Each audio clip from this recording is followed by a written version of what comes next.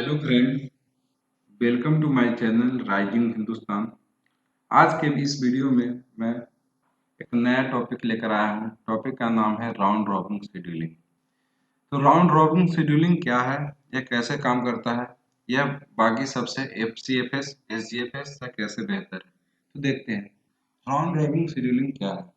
Round robin का मतलब क्या होता है? सर्कुलर। राउंड का मतलब क्या होता है? सर्कल। ठीक।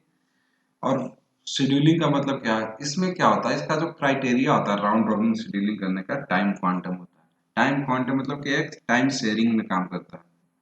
टाइम शेयरिंग प्रोसेस है। बहुत सारा प्रोसेस है, P1 है, P2 है, P3 है, P4 है। ठीक। तो क्या होता है कि इस राउंड रॉबिन शेड्यूलिंग में सारे प्रोसेस को एक फिक्स टाइम क्वांटम मिलता है। मान लीजिए टाइम क्वांटम x यूनिट है, तो और इसका सीपीयू टाइम कुछ y यूनिट है, तो P1 x टाइम रन करेगा। फिर उसके बाद कॉन्टेक्स्ट स्विच होके वो सीपीयू P2 को रन करेगा एक्स यूनिट। उसके बाद P3 को एक्स यूनिट रन करेगा। उसके बाद P4 को एक्स यूनिट रन करेगा। फिर उसके बाद आ जाएगा P1 के पास। तो इस तरह से अगर चार प्रोसेस है तो इस तरह से रन करेगा राउंड रॉबिन। ये इसका क्राइटेरिया टाइम क्वांटम अभी बताया कि टाइम शेयरिंग प्रोसेस है। और इसका मोड जो होता है, किस मोड में काम करता है? प्री एम्प्टिव मोड में। मतलब कि अगर कोई भी प्रोग्राम रनिंग क्यू में है, रन कर रहा है, तो फिर से वह बिना कंप्लीट किए हुआ रेडी क्यू में आ सकता है।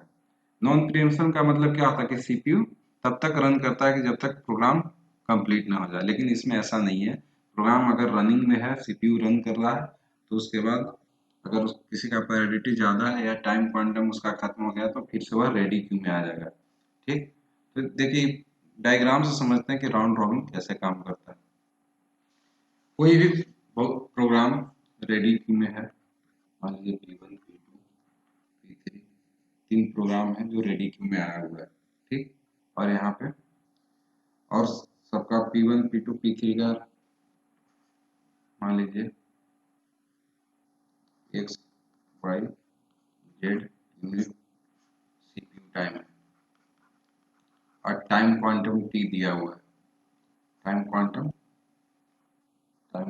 मान लीजिए टी यूनिट। ठीक। तो क्या होगा कि रेडी क्यू से कोई भी प्रोसेस सेलेक्ट होगा। सेलेक्ट होने के बाद सीपीयू चेक करेगी उसका जो बर्स्ट टाइम है, टाइम क्वांटम से कम है या ज़्यादा है। अगर x का P1 का जो टाइम क्वांटम मान लीजिए x is less than t है, तो क्या होगा वो प्रोसेस? यह प्रोसेस एग्जीक्यूट हो जाएगा पूरा, क्योंकि मान लीजिए t 2 यूनिट है और x 1 यूनिट है, तो क्या होगा? पूरा कंप्लीट हो जाएगा। अगर नहीं होगा तो क्या होगा? जितना टाइम क्वांटम होगा प्रोसेस उतना एग्जीक्यूट करेगा फॉर टी टाइम, और उसके बाद क्या होगा? उस प्रोसेस फिर से वापस रेडी क्यू में आ जाएगा, जहां जैसा कि यह डायग्राम में बताया गया है कि P1 रन करेगा, उसके बाद P1 से P2 पे आ जाएगा, P3 आ जाएगा, P4, फिर उसके बाद P2 रन करेगा। तो इसमें रेडी क्यू में ध्यान देने वाली बात है कि टाइम क्वांटम जैसे ही खत्म हुआ किसी प्रोसेस का, और अगर वो कंप्लीट नहीं हुआ तो वो फिर से पीछे से आकर रेडी क्यू में लग जाता है, अगले बारी का इंतजार करता है। तो इससे क्या होता है, राउंड रॉबिन से क्या होता है, भले ही वेटिंग टाइम आपको कम या ज्यादा पे असर ना हो, लेकिन इसका जो रिस्पॉन्स टाइम होता है, रिस्पॉन्स टाइम क्या होता है? रिस्पॉन्स टाइम क्या होता है? फर्स्ट टाइम कब सीपीयू किसी भी प्रोग्राम को एग्जीक्यूट किया, उसको बोलते हैं रिस्पॉन्स टाइम। तो रिस्पॉन्स टाइम को राउंड रॉबिन डिक्रीज कर देता है। राउंड रॉबिन में रिस्पॉन्स टाइम बहुत डिक्रीज हो जाता है। उसे प्रत्येक प्रोग्राम को, पर प्रोसेस को जल्दी एग्जीक्यूट करने का मौका मिलता है। तो आप इस क्वेश्चन से देखिए और पूरा समझिए कि यह किस तरह से काम करता है। यहाँ पे एक क्वेश्चन दिया हुआ है, consider the set of 5 processes whose arrival time and burst time are given below. If the CPU scheduling policy is round robin with time quantum 2 unit, देखिए टाइम क्वांटम आपको दिया रहेगा। Calculate the average waiting time and the average turn around time. कैसे calculate कीजिएगा? 5 process दिया हुआ, सबका arrival time दिया हुआ, बर्स्ट टाइम दिया हुआ है, तो आपको एवरेज वेटिंग टाइम कम करना है और एवरेज टर्न अराउंड करना है। तो गैंट चार्ट आपको बनाना है। और उसके बाद क्या एक बना लीजिए, एक रेडी क्यू बनाइए, रेडी क्यू बना लीजिए इस तरह से। कौन सा प्रोसेस, और एक गैंट चार्ट बना लीजिए।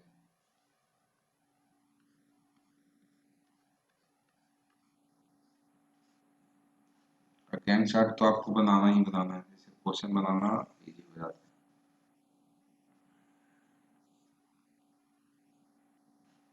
तो देखिए जीरो अराइवल टाइम में अगर आप देखिए कौन सा प्रोसेस आया है, P1। जीरो पे मात्र P1 प्रोसेस आया है, ठीक।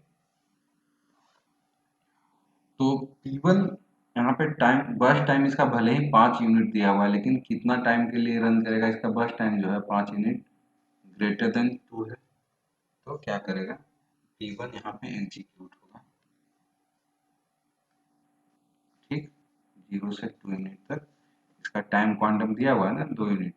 उसके बाद P1 एग्जीक्यूट होना बंद हो जाएगा। तो क्या होगा, 0 से 2 यूनिट तक अगर आप ध्यान से देखें तो कौन कौन से प्रोसेस आ जाएगा इसमें। रेडी क्यू में प्रोसेस P2 एंड P3 आ चुका होगा। तो रेडी क्यू में P2 एंड P3 प्रोसेस आ चुका है। तो फिर क्या होगा, P1 वापस चला जाएगा रेडी क्यू में, और यहाँ पे लिख देंगे P1। ध्यान दीजिएगा यहाँ पे लिख देंगे P1, तो P1 आ गया।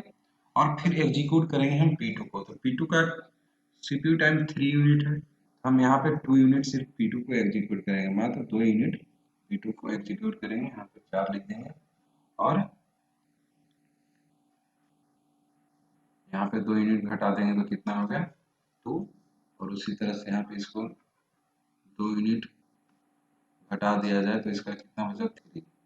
और P2 4 आ गया। उसके बाद देखिए 4 तक सारे प्रोसेस आ गए, P4 भी आ चुका है, अराइव कर चुका है, P5 भी अराइव कर चुका है। तो रेडी क्यू में क्या क्या आ जाएगा, P4, P5 और P2 यहाँ पर फिर से आ जाएगा, P2, ठीक। उसके बाद देखिए P3, P3 1 यूनिट है इसका सीपीयू टाइम, और टाइम क्वांटम ड्यू ने 2 यूनिट है, तो P3 पूरा रन करेगा, P3 5 तक पूरा रन कर जाएगा और P3 खत्म हो जाएगा।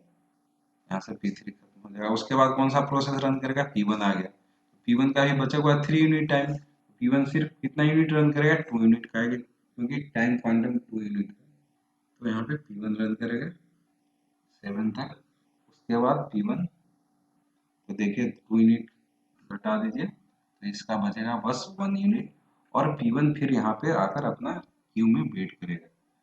उसके बाद कौन सा रन करेगा, P4।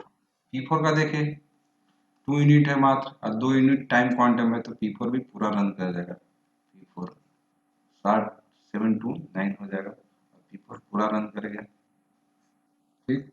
उसके बाद अब देखें P5 आएगा। P5 का कितना दिया है, सीपीयू टाइम 3, लेकिन टाइम क्वांटम 2 है, तो P5 2 यूनिट रन कर जाएगा अपना, और यहाँ पर हो जाएगा 11। और P5 फिर यहाँ से कहाँ पे वेट करेगा, यहाँ पे अपना वेट करेगा। फिर उसके बाद कौन सा रन करेगा, P5 के बाद P2। P2 का कितना बचा होगा,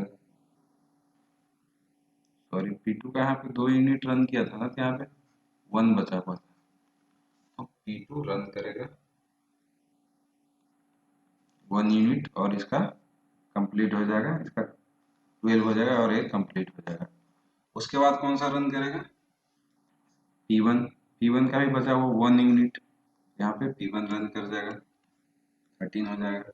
उसके बाद P1 खत्म हो गया, का टाइम सीपीयू टाइम 0 हो गया, और P2 अब कौन सा बचा, P5। यहाँ पे P5 रन करेगा 1 यूनिट, यहाँ पे 2 यूनिट बचा, 1 यूनिट बचा हुआ था, यहाँ पे हो जाएगा 14। इस तरह से आप ध्यान दीजिए, यहाँ पे गैंग चार्ट के साथ साथ रेडी क्यू भी मेंटेन करना आपको जरूरी है, और वो भी सीरियल वाइज। तो इस तरह से आपको पता चल गया।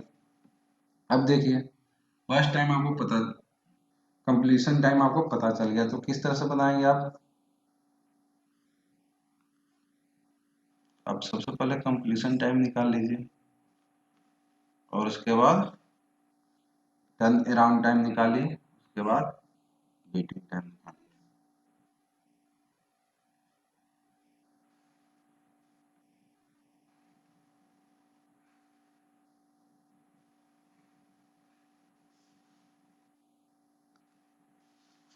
तो कंप्लीशन टाइम P1 का देखिए, सबसे पीछे से आइए, बैक से। P1 कहाँ है? यहाँ पे, सॉरी, P1 का देखिए यहाँ पे। P1 कब कंप्लीट किया? 13 पे, यहाँ पे आप लिख दीजिए 13। उसी तरह से P2 का देखिए, पीछे से देखिए, P2 कब कंप्लीट किया? 12 पे, तो आप लिख दीजिए 12। फिर P3 को देखिए, P3 5 पे कंप्लीट किया, तो 5 लिख दीजिए। और उस तरह से P2, P4 पीछे से देखिए, इस पे कंप्लीट किया 9 पे। और उसके बाद P5 किस पे कंप्लीट किया? 14 पे। तो सबसे लास्ट वाला देखते हैं जो कहाँ पे कंप्लीट हुआ। अब उसके बाद आपको पता ही होगा, कंप्लीशन टाइम आपको पता है, अराइवल टाइम पता है, तो TAT क्या होता है? टर्न अराउंड टाइम क्या होता है? TAT बराबर completion time minus arrival time. Completion time को एग्जिट टाइम भी बोलते हैं। एग्जिट और अराइवल के बीच में जो टाइम बचा वही तो टी टर्न अराउंड टाइम होगा, वही तो सिस्टम में रहा। तो आप घटा दीजिए arrival time minus completion time minus arrival की टाइम। यहाँ पे 13 हो गया, यहाँ पे 11 हो गया, यहाँ पे 3 हो गया, यहाँ पे 6 हो गया, और यहाँ पे 10 हो गया। ठीक, उसी तरह से वेटिंग टाइम क्या होगा? वेटिंग टाइम का फॉर्मूला क्या होता है? टर्न अराउंड टाइम माइनस बस टाइम, मतलब CPU टाइम। ये तो होता है ना वेटिंग टाइम। तो इसमें से घटा दिए, 13 माइनस 5 कितने बचे? 8। 11 माइनस 3 8। 3 माइनस 1 2। 6 माइनस 2 4। 10 माइनस 3 7। ठीक, अब आपको निकालना था एवरेज, एवरेज वेटिंग टाइम। तो एवरेज वेटिंग टाइम के लिए जोड़ दीजिए आप। एवरेज वेटिंग टाइम क्या हो जाएगा? 8 plus 8 plus 2 plus 4 plus 7 by 5। 8 8 16 two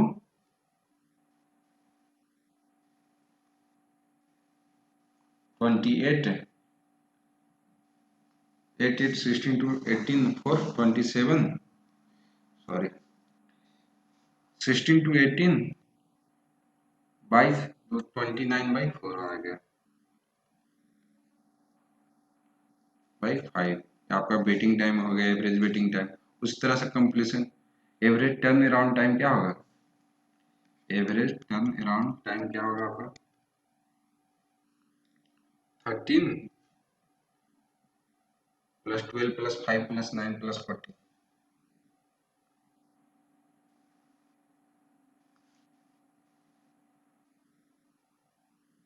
plus 11 plus 3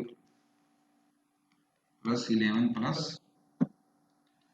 3 plus 6 plus 10/5 आ गया आपका। आप इसको जोड़ के निकालिए, 13 11 24 3 27 6 33 43/5 आपका 10 ग्राम टाइम आ गया। तो आप इसको कैलकुलेट कर सकते हैं। तो कितना इजी था। आपको एक इसमें गैंग चार्ट के साथ साथ रेडी क्यू मेंटेन करना होता है। और एक चीज और, इसमें एक रिस्पॉन्स टाइम आएगा। रिस्पॉन्स टाइम, रिस्पॉन्स टाइम किसे कहते हैं? फर्स्ट टाइम किसी भी प्रोसेस को सीपीयू कब शेड्यूल किया। तो P1 को तो 0 पे मिल गया, तो रिस्पॉन्स टाइम P1 का 0 हो गया। उसके बाद P2 को कब किया गया? P2 को रिस्पॉन्स कब मिला था? सबसे पहले 2 पे मिला था। और P2 आया कब था? 1 पे। तो 2 माइनस 1। ठीक, P3 का देखिए, रिस्पॉन्स टाइम 4 है और आया कब था? 2 पे। 4 माइनस 2। इसी तरह से P4 आया 3 पे, इसका रिस्पॉन्स कब मिला P4 को? 7 पर। तो 7 माइनस 3। उसी तरह से P5 का देखिए, 9 पे रिस्पॉन्स मिलेगा, आया था 4 पे, तो 9 माइनस 4। तो आप अगर ध्यान से देखें तो रिस्पॉन्स टाइम कितना जल्दी मिल गया है सबको। तो सेशन क्या होता है? किसी भी कोई प्रोसेस है उसको वेटिंग, मतलब लॉन्ग वेटिंग टाइम है, अभी हो रहा होगा। एसडीएफ में क्या होता था कि जो लंबा प्रोसेस है जिसका बर्स्ट टाइम बहुत ज्यादा है, उसको बहुत वेट करना पड़ता था। लेकिन इसमें नहीं है, इसमें क्या होगा, इसको भी कोई टाइम क्वांटम मिलेगा, जल्दी इसको रिस्पांस मिलेगा, मतलब इसका रिस्पांस टाइम बहुत लेस है। All the job get fair allocation of CPU, सभी जॉब को फेयर एलोकेशन मिलता है, सबको टाइम क्वांटम सेम दिया गया तो सबको सेम टाइम मिलेगा। It deal all the process without any priority, इसमें कोई भी प्रायोरिटी काम नहीं करता है, सारे वीआईपी कैंसिल हो जाते हैं। जैसे वोट देने जाते हैं ना, तो सबका एक वोट का अधिकार सेम होता है सबका। It give best performance in the term of average response time, अभी बताया था कि रिस्पांस टाइम इसका सबसे कम होता है, यहाँ ध्यान से देखिए इसका एवरेज रिस्पांस टाइम सबसे कम होगा किसी भी प्रोसेस शेड्यूलिंग एल्गोरिथम। डिसएडवांटेज क्या है इसमें? This method spend more time on the context switching.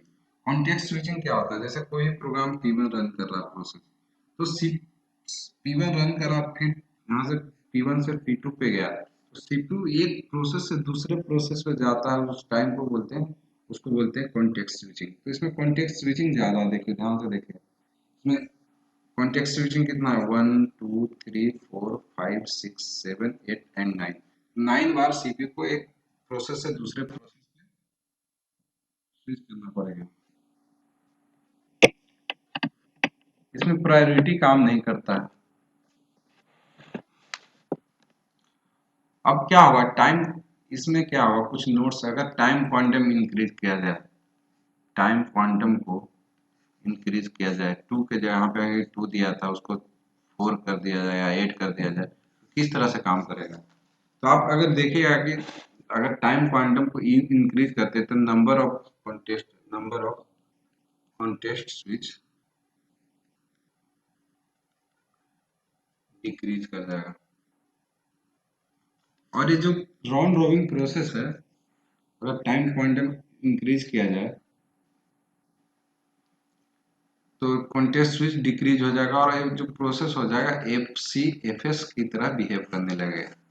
FCFS chance of, अगर टाइम क्वांटम डिक्रीज किया जाए, TQ बहुत स्मॉल किया जाए, 1 यूनिट किया जाए, तो नंबर ऑफ कॉन्टेस्ट स्विच क्या होगा, स्विच इंक्रीज कर जाएगा। और स्टारवेशन रिस्पॉन्स टाइम